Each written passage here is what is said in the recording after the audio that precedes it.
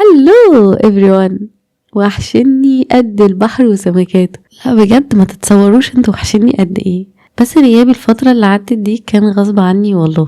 طبعا هقول لكم ايه سبب غيابي، وفيديو لطيف خفيف كده صغنون على قدنا. بس قبل ما نبدأ ونحكي ده حابة اقول لكم ان في مفاجأة جميلة قوي اخر فيديو هتعجبكم. واستنوا ده بقى، خليني اقول لكم ايه سبب اختفائي. انتوا عارفين والله انتوا فعلا في قلبي، يعني انا بحبكم قوي.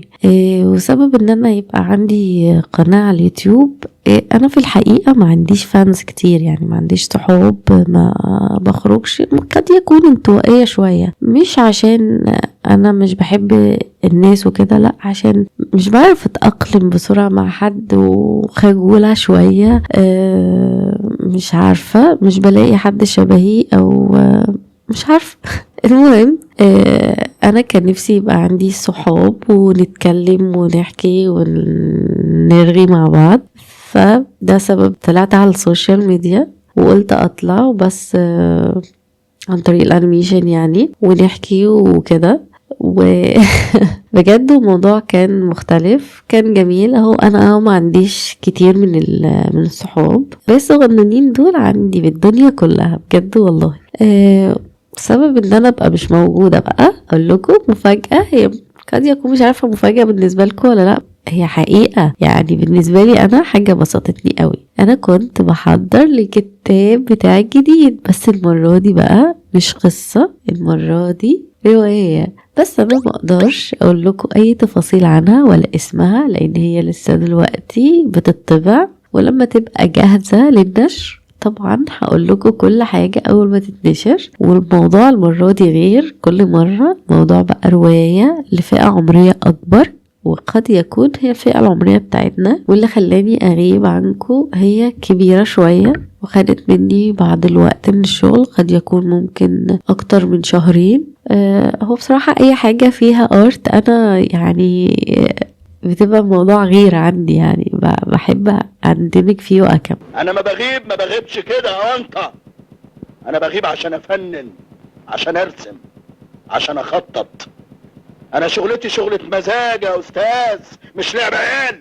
بس مش ده اللي يخليني اغيب عنكم، انا عارفة، بس معلش سامحوني. على فكرة بجد انتوا حشتوني قوي، مش عارفة اقول ايه. انا مبسوطة ان انا بعمل الفيديو ده دلوقتي علشان المفاجأة المرة دي غير. انا حبيت ابسطكم، مش عشان اي حاجة والله خالص، لا عشان انتوا فعلا وحشاني.